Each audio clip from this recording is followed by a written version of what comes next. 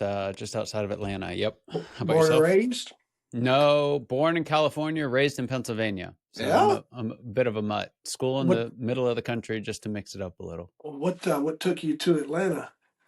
A ministry, actually. Oh, So my wife and I got married when I was 20, and we didn't want to go back to Pennsylvania. Some, just not best place for me. Uh, she was from Norway, and I didn't speak a lick of Norwegian, so Norway wasn't really a viable option at the time. And so we were one step away from chucking a dart behind our back at a map. You know what I mean? But we knew some folks who had started a ministry down here, and came down to help them out, and got a couple of part-time jobs along the way. It was a good time. man, that's awesome. I'm excited to learn more about you. Let me get you introduced so everybody knows who I'm talking with. Folks, today on the Second Chance podcast, we're honored to welcome Scott Ridenheimer, founder of Scale Architects and a leader dedicated to helping visionaries achieve predictable success. Scott's journey is one of resilience and purpose, born out of both immense personal loss and professional challenges. From navigating the heartbreaking passing of his daughter to building and rebuilding businesses during the time of crisis. Scott's story is a testament of the power of purpose and intentional growth. He's here to share how we can all move beyond autopilot and embrace the evolution necessary to thrive as leaders. Man, that's a lot. I'm excited to learn more, brother. Jeff, thanks for having me here. I'm excited to dive in. What tell me about Scale Architects real quick. What is the problem you guys are solving at Scale Architects? Yeah. So the biggest problem in business is that there's not a problem, right? It'd certainly be nice if there was one. But one of the things that we figured out is, even though there are thousands of problems, th- there's not just one problem. There's thousands of problems. Right in the middle of those two is a handful, 4 or 5 at the most, at any given point in time, that are the main problems you need to focus on. And so the challenge then is knowing which of the 5 actually matter, right? It can't be the same one all the time. It can't be all of them all the time. What are the few that actually matter? And so at Scale Architects, we've developed a handful of resources that allow us to help businesses and nonprofits recognize what matters right now. In the stage that we're in as a leadership team, in the stage that we're in as an organization, in the stage that you're in as a founder, what are the things that you need to focus on now? How's that different than what brought you success in the past? How will you know when it's going to change in the future? And ultimately, what that allows us to do is help folks say no to the 20, 30, 300 things that are fighting for their attention, so they can really focus on the few that'll actually help. What give us an example of those problems that are right there nestled in? What are those top Yeah. things you see? One of the biggest challenges, like, it's the stuff that you can't Google, right? How do you Google, we've been losing profitability for 3 years and have no idea why? Go. It's Yeah, like try and yeah, get a chat GPT response yeah. to that. But that's a big one, right? So many of the companies that we serve are in a stage that we call whitewater. And it's this time you've started it, you've had years of success, and it just feels like you run into this glass wall, right? It just kind of hits you out of nowhere. Generally, you'll see revenue still climbing, but profitability starts to fall. And it's one of those things that no matter what you do, it doesn't feel like anything works. I was talking to a guy, founder of a company, and he was like, you know, up until about 6 months ago, I felt like I had a feel for my business. I knew when we had more in the tank. I knew when we had to slow down a little bit. But now it feels like I'm trying to lead this thing with oven mitts on. I can't feel, I can't tell what's going on. And another said, I felt like I had a crystal ball and it was pretty good for a while. And then somehow it got muddy. I don't really know what happened. And it's that feeling of a loss of control, right? I remember for me as a founder, we went through 3 years of declining profitability, which in and of itself is crummy. But in every one of those years, we had a plan to double our profitability, right? Yeah. And so it's not just that profitability was falling; it's that we were trying to do the exact opposite, and we're completely powerless to solve it. And so, particularly for the founders I work with, it's that feeling of frustration and powerless. It's like, hey, we're a successful group. Why can't we figure this out? And I help them to understand why that is, what's changed, how to respond. And for most of our companies, they're doing something like, depending on what stage they're in, they're doing something like tripling their bottom line in a year or two, right? It's just these massive, profound differences by adopting the right strategy at the right time. What um, what kind of inspired you? Doesn't sound like your first business. I think I already know that. But what kind of inspired you to go down this particular niche, and what kind Yeah. of helped you hone into this area? This is where we go way down the rabbit hole. So I shortly after I moved to Atlanta, had an opportunity to work at a small locally owned business for a guy I met at church, and right after he hired me, he actually sold the company to another couple of guys out of Tennessee. And I watched that company just be systematically but unintentionally destroyed for about 18 months, right? Everyone wanted the thing to work and nothing worked about it. We went from 13 employees to 2.5, and I was the half. We went from several $1 million in annual revenue to barely having anything come in at all. Just anything you look at, like just across the board, it did not work. And so that was my introduction to the business world. It was like my first real job. And I watched the whole thing implode. And so what ended up happening about 18 months in, and this is September 2008, is the new owners called and said, hey, we've done everything that we can. It's not going to work. And if we keep hanging on to this new business, it's going to sink our old business too. We got to cut and run. So we're throwing in the towel. If you want anything back, you have to come and get it in 24 hours. So the original founder drives up to Tennessee, gets what's like 3 computers and 2, office chairs, most with all the padding worn out of them. Like there's just nothing left of this company. But it was kind of signed a couple of papers, and everyone was okay with him taking it back over. And so from the U-Haul, he called and said, Scott, this is what's happened. I don't know if either of us are going to have jobs in a couple of months, but this is what we've got. Will you come and help me relaunch the company, rebuild it? And I had nothing better to do, so I was like, sure, let's give this a shot. Again, September 2008, beginning of the month, we had no idea what was coming. Over the next 6 months, stock market fell 32% or something like that, crazy. And it was just nuts. I mean, it's just that existential fight for survival. We can come back to that stage if we want to later. But to move the story along, we made it through that. We started hiring people. We started selling stuff. Things were growing like crazy. And it was awesome. It was really hard, but it was awesome for about 5-6 years. And during that time, I had taken over as CEO of the company. We were leading it. And that's where we started bumping into some of those profitability issues I talked about, and went through a few years of it. And by the end of 3 years of just having no power or ability to change it, we went from high 20s to low teens, and we're on target to be in the single digits of profit if we didn't figure something out. And that, to me, like your CEO, that's the best indicator of your success as a leader, right? Quantifiably, right? Not qualitatively, but quantifiably. And so I'm like, what's wrong with me? Like we've had all these years of success. What has changed now? And I was actually listening to a podcast like this. It's a big part of why I do podcasts today.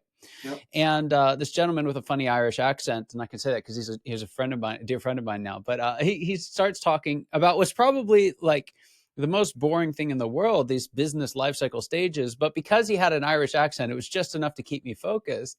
And so I'm listening to him, and a couple minutes in, it's like, this guy's got a camera in my office. Like he's just describing everything that's going on. Like, is he reading my emails? What in the world? And it was the very, very first time, Jeff, that I felt like someone had a map of the business world and we were actually on it. Yeah. Because the business we had started in a recession, right? Like there's no plan for that.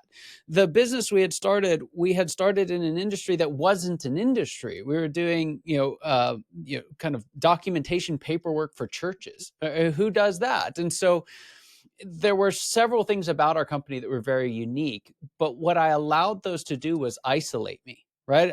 I let that uniqueness feel like, hey, if we can't figure this out, then there's nowhere else to look. Nobody else can. And this gentleman, Les is his name, Les McEwen, he just broke through all of that in a single podcast episode. And so I ended up getting a copy of his book. We went through it as a leadership team. We just followed step by step through what had to change and how to do it. And, similar to what's happened for my clients these days, we tripled our bottom line in 13 months. We went 3x on our profit, not just our revenue. During that time, we cut $1.5 million off of our top line, and we're still able to achieve those results. And I learned a couple things in that season, and then there's a whole other element to this which we'll unpack for this show. But from a business standpoint, I realized I actually love working on businesses. I really, really love to work on businesses. And somewhere in the journey of figuring out what all this was, what this whitewater stage was, this like weird thought hit me completely out of the blue, and that was, if I could help other people avoid this pain, right? If I could help other people get out of this whitewater that's haunted me for years now, if I could do that like all day, every day, I'd die a happy man. And that ultimately kind of set the seeds for and is the passion behind Scale Architects these days. You're when you're sitting in that CEO seat and it's that everything's kind of falling out from under you, and you are measured by profit. My speech and the talk I give on growth's not always up was born out of failure, right? Yeah. I was like, my wife's like, well, Jeff, sometimes companies aren't all about, you never, it's not about money. And I go, well, hold on here. The main benchmark in business is how much money you make. And she's like, yeah, but think about this. You learned this. So I was like, all right. So I had to really go hard. Yeah. Yourself sitting in that seat and everything's kind of, you're watching it kind of pick apart, and you have this aha moment. I was curious about you. I've been in those moments before where you're like, this dude is, how did it feel to find that answer for yourself, right? And your connection with Yeah. Les and all that, like to feel that. Yeah. Because It's where so, was where was you kind of at? Was you thinking yeah. like, I need to get out of here? I'm getting ready to exit. This is Yeah. yeah. Absolutely. I was thinking like I either have to exit or I'm going to be exited. Like that. Yes. Like there's just like this thing's not going to keep working, and it's really difficult to put it into words. Actually, right? And I think everyone knows that feeling, but how do you describe it? And the best thing that I can do is say I felt like a 7-year-old kid again. And what I mean by that was, I was 7, 8 years old, somewhere in that ballpark. I went to a mall, right? You and I are old enough to know what malls are.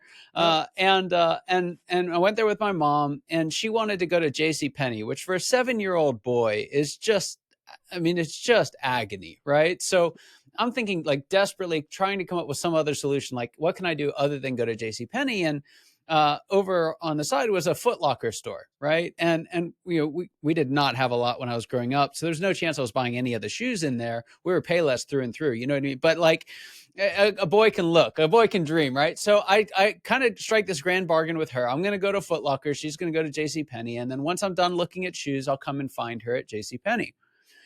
And it's like awesome, right? Like I escaped prison. We're in great shape. So I go into Foot Locker, and there's only so much you can do in there if you don't have money to buy shoes, right? So there's only so much looking that a 7-year-old boy is going to do. And so I got bored pretty quick. I took one step out of Foot Locker and felt this horrible feeling of dread come over me. I'd never been in that particular mall before. I had no idea where J.C. Penney was, right?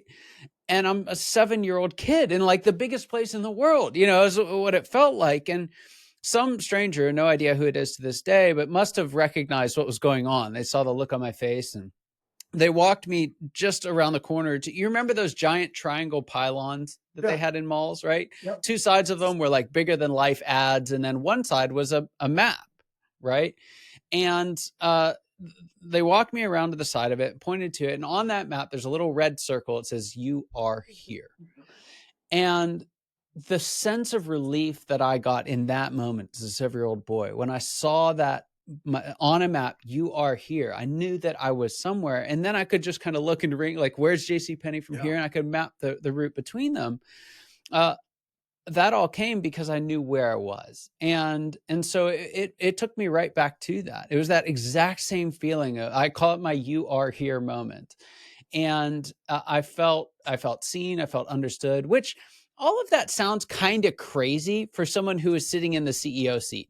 That's one of the aspects of this that's really, really hard to articulate is if you go and complain, oh, our profit's not what I want it to be. It's like first world problems, buddy, or if you say, hey, this is really challenging, you don't know how to solve it. It's like, that's why you get paid the big bucks. Like most folks can't really relate to that. And so there's almost this like, if you're a CEO and you're having trouble, you can't actually have trouble, right? There's this kind of unspoken rule, and that only goes to isolate you even further. And so that "you are here" moment broke through all of that, and it tore down that isolation, and it gave me hope like I had not had in years. That's a really, really cool association. Because listen, I've been in that ball before, and I've been like, oh gosh, which way do we go? It's a really great association to Yeah. help people understand that. Um, you move through until 2017. You had a pretty Yeah. significant, super significant event that we're going to talk about. Yeah. Tell us how your losing your daughter reshaped your entire life and career. Yeah, massive. It can't not reshape your life and career. I don't think Yeah. anyone should ever have to, to see a child pass. And she died in my arms. It was a really, really challenging time. So, what had made it hard, and I'm going to try and keep this story as short as I can. You take your time. But we had actually been pregnant before. My wife was hit in a hit and run and lost that pregnancy pretty early on. And so coming into the end of 2016 was just kind of a whirlwind. Like, what's going on? How's this going to happen? And so we actually were surprised that she was pregnant again, right at the end of 2016. And from the very beginning of the pregnancy, there were just things that weren't quite right. It's just, my wife's pregnancies were always very, very difficult. Um, but it was a challenge. And so like we were dug in. I mean, we were fighting in every way that we need to fight. My wife was on bed rest at, I think, week 22. Um, which is very early, and we had two little kids at home at the time, and so being on bed rest over the summer with two little kids is not an easy feat. We found out she was going on bed rest 2 days after we had torn every single bathroom and all the light fixtures out of a brand new house, or out of a house that we had just bought. So like my wife's on bed rest, we're doing a renovation, we're having medical challenges with our daughter is on the way, and then our son as well. It was so hard. And so when July 26th came around, and Mia was born early, it was kind of like we made it. She's here. Like there was a long time during that pregnancy that we didn't even know we were going to make it that far. And there's this sense of like, we've crossed the finish line, right? That was kind of if you were to boil down where we thought we were at, she was in the NICU, still rough, but it's like, we got her here, we're good to go. Like it's just a matter of time, we're going to be okay. And she was born right around 4 pounds. She was very tiny, had a few kind of cosmetic things and bones that were just not quite right. But all in all, she was very, very healthy for the age that she was, except that she needed to have heart surgery. And she was too small to have that heart surgery. And so for the next just a little under a month, she was in the NICU. We drove down there every single day to go see her. And so it's like now it's renovation, wife recovering from bed rest, daughter's in the NICU, kids are starting school, and I'm still CEO of this company. Like how is this supposed to work? It's just juggling nonstop. But made it down there just about. One of us made it down every single day. I didn't make it every day, but one of us did. And we were just going until we got her out, and so she had heart surgery uh, around the 3.5 week mark. Went fine. The surgery went really well. She was in the cardiac intensive care unit, was recovering really well. But there were like a couple of signs here and there that something wasn't quite right. So they wanted to move her back to the NICU as soon as they could. Um, And the day that we actually stayed in the hospital while she was at the cardiac intensive care unit. And so we were exhausted, 3 days of just nonstop. And the nurse who had talked to for quite a while was like, you just go home. Like, you need to rest. It's going to be okay. We've got her in the NICU now. It's going to be all right. So we made the drive from downtown Atlanta back to our house. And I still remember we got home. The kids were already in bed at the time. And I went and got 2 fingers of whiskey, poured it in a glass, took it upstairs, set it on my bedstand. And we turned on the TV to just mind numb, right? Like, just decompress. And that cup of whiskey sat on my bedstand for 2 weeks. We got a call a few minutes later from the nurse saying, hey, she had taken a turn for the worst. And we're like, well, do we go? Do we stay? She's like, no, just stay. It's going to be all right. We've got her turned around. We'll keep you posted. And I was like, I don't think so. So my wife and I got out of pajamas, back into regular clothes, drove down. As we're walking through the hallway at the base level of the hospital, the nurse calls again and says, you need to be here. She's not breathing well. And I still remember, Jeff, we walked into the NICU and her bed was the second or third from the door.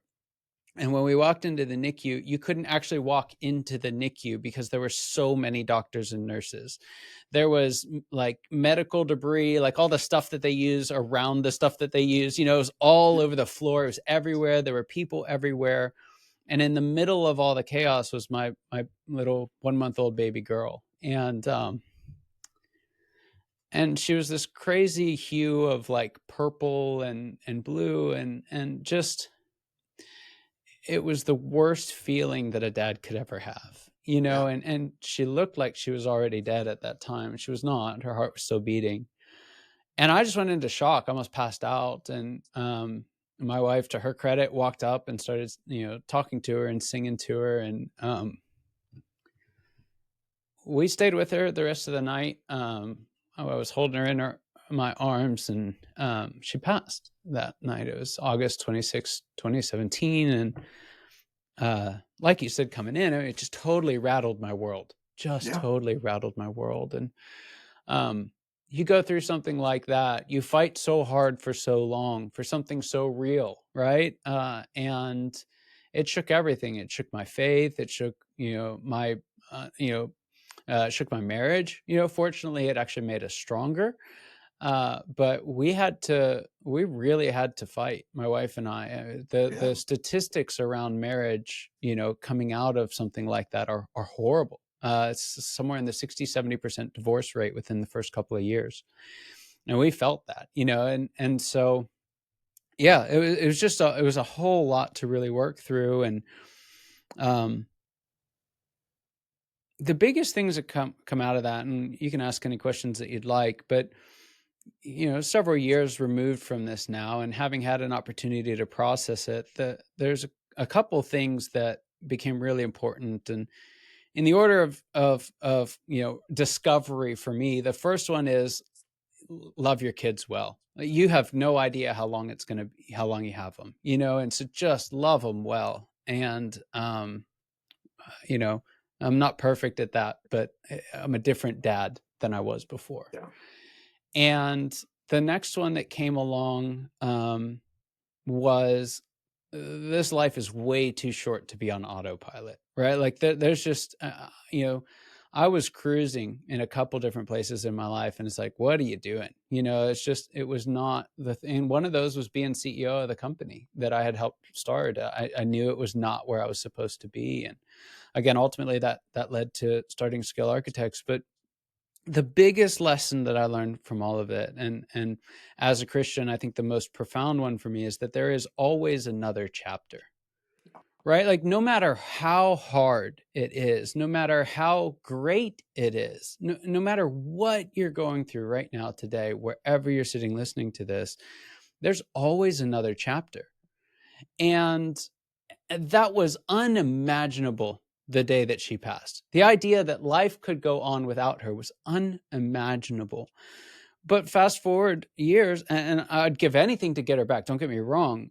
We've had a third child along the way. We actually adopted our third. Her name is Isabel, Yeah. and she is the most amazing kid. And it's just every day that I get, we make pancakes every day for breakfast. She comes down usually when I'm working out, and we go upstairs. We make pancakes together, and I get to put her to bed every night. It's just the magic of those little moments. I would not have believed that magic was even possible, in the days after Mia passed. But I get to experience them every single day with this wonderful little girl named Isabel. And, she's not Mia. She'll never be Mia. I don't want her to be Mia. But Mia helped me to love her and her two brothers, Benjamin and Liam, all the better. I noticed that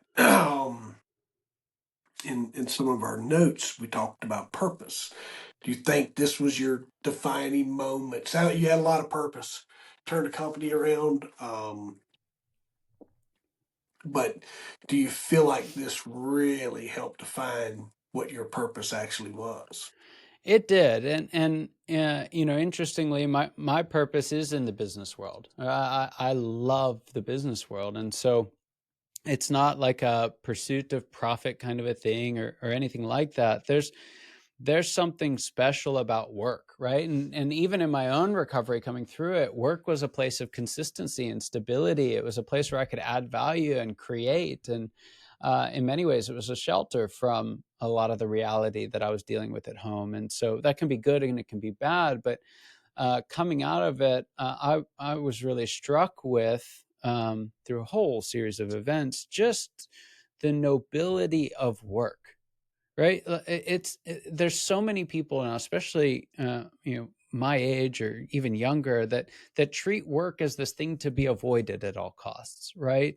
And the reality of it is, when you look at people who are stepping into purpose, show me one person pursuing their purpose without work, right? Not that Yeah. it has to be drudgery, although there's an element of that included, but I can't think of any part of anything significant that's done without having to work for it, and so work is just one of those places, and building organizations that can do that. And so coming out of, what we had to do to turn around the company, it was happening at the same time, by the way, uh, and learning what it took to turn that around, and knowing that I don't want to just keep doing the CEO thing. I want to help other CEOs. I want to give the conclusion I came to was I wanted to give the best years of my career to helping other CEOs to achieve their visions, their dreams.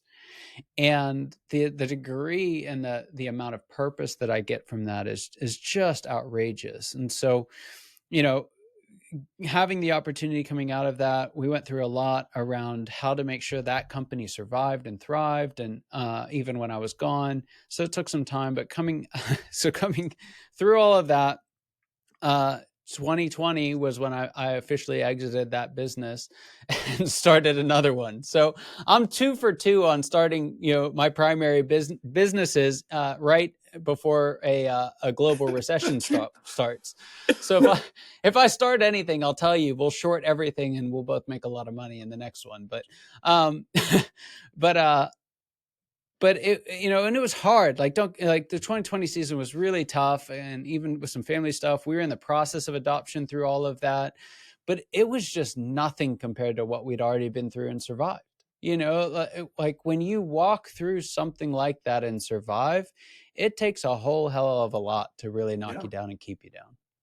Yeah. Yeah. It makes CEO stuff so small, right? It just makes like that bottom line, top line, everything in between. It makes that stuff just seem like small feats. Yeah, question why you put so much emphasis on things that are that right.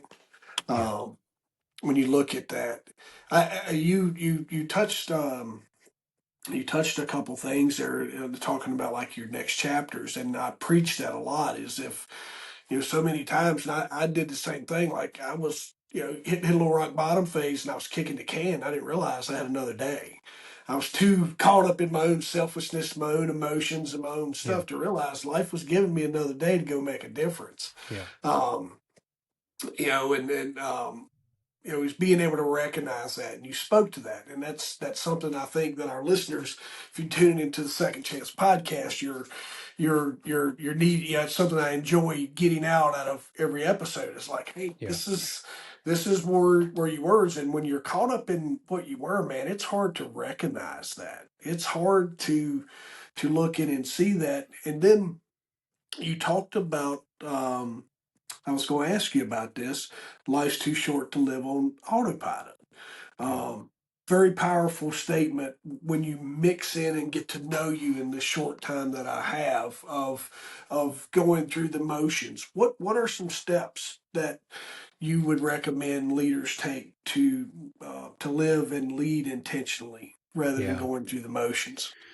The very first one, and this is actually surprising with a lot of folks, and I don't think most folks would self-diagnose that this is a challenge, but you've got to be clear on what you want, Yeah. right? And most folks could tell me, I'm trying to do this. I want this. But do you want that? And if so, why? Right? You ask someone why on their goals a couple of times, and you realize they have no idea. And it's actually not their goal at all. It's someone else's goal that they've borrowed. It's Right. someone else's expectation that they're still trying to achieve. It's someone else's shoes that they're still trying to fill. And so a huge part of the problem for especially the folks that I work with, for founders, is if you as a founder don't set a clear vision, clear, compelling vision for where you're going, who is going to? Nobody else can, right? And when you're borrowing someone else's vision for your company, right? I have to be a $10 million company. Why? Because that's not, it's not exciting you, right? It's definitely not going to excite your people.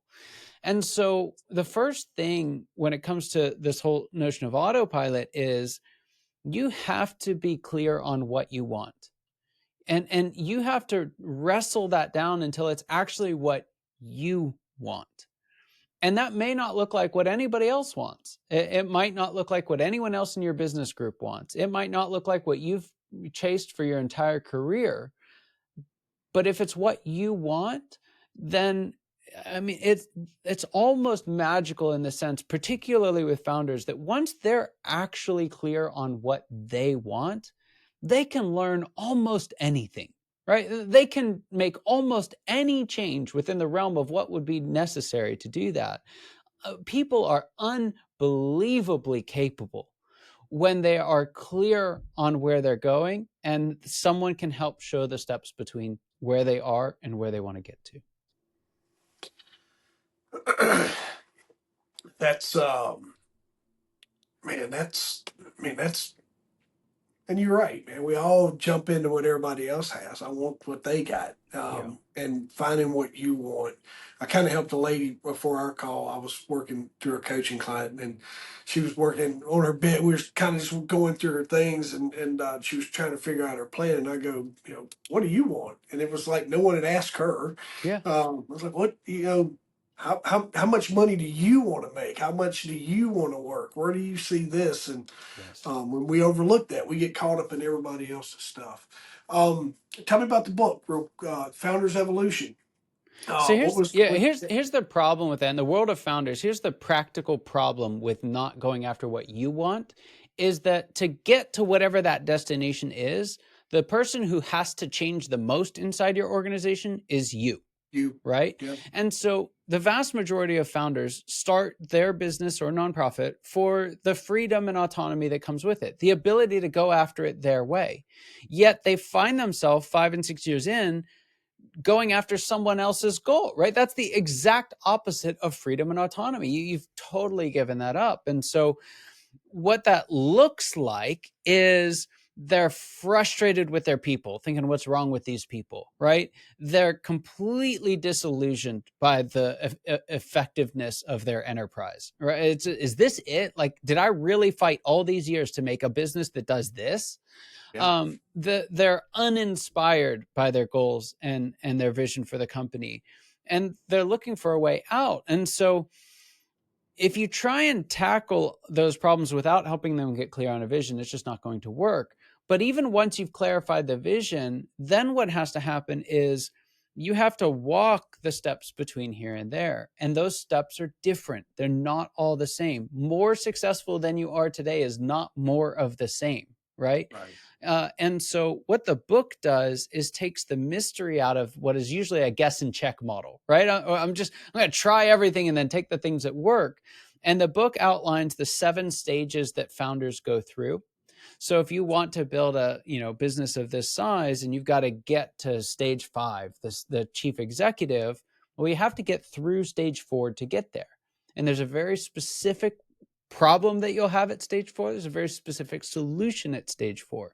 And so if you try and fight all the things all at the same time, you don't win at any of them. But if you can understand exactly what you need to do right now, and that's what the book does, helps you understand what stage you're in and exactly what to do in that stage, then again, you just focus on that one thing, maybe 2 things, 3 things at the most, and let everything else, you can let those things go on autopilot, and you'll find just an enormous amount of success with a fraction of the hustle and stress. And so the book outlines all 7 stages. It talks through why each of these stages exist on the journey and how to succeed in each one.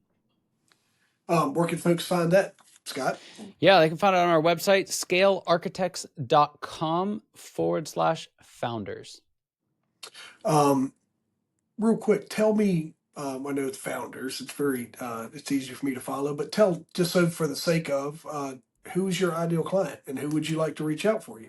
Yep. So we help founders from pre-launch to post-exit. I do the vast majority of my work right in the middle of that journey in what we call stages 3, 4, and 5. And these are folks who have a team around them. They're wanting to build up. Many of them are wanting to scale up, and they're just coming into the limitations of themselves and their team. And so that's the vast majority of who I work with. Founders everyone wants a number, and there's not really a number, but 1 to 10, $15 million, somewhere in that ballpark is where most of this happens. And they want to get to the next level. They just need someone to show them the way. Man, that's awesome. Hey, what was you gonna be when you was a little kid? When you was What that was I 7-year-old, gonna? So when that 7-year-old in the mall, what was you gonna be when you was a little kid? I was going to be an architect. That's a big part Yes. of that's yeah. So I don't have the patience or attention to detail to be like a real architect. So that one quickly went away. But what architects do for buildings, we do for businesses, Yeah, man. and that's the sweet spot for me. You've experienced something that a lot of folks won't ever go through, and we hope that folks don't have to go through that, Yeah. even though we know it'll happen. And it's amazing to see you use that as a superpower and something that strengthens you and your family in the work that you do inside of businesses. If you listen to me, if you ever hear me talk, I'll talk about my time in public safety where you deal a lot with life and death. And Yeah. when you deal a lot with life and death, you approach a lot of other aspects of your life and world from a way different perspective Yeah. because I'm here and I get to contribute to the solution, not necessarily the problem. Yeah. And man, I really appreciate you coming on today, sharing your story, second chance story with us, and just Mm. helping us all be better. And Yeah. can't wait to share this episode, man, and get to know you. Hopefully, down the road, we can loop back in, talk about a cool project you're working on or something other. But I appreciate you Lovely. being with us today. Fantastic. Well, Jeff, thanks so much for allowing me to be on here and share my story.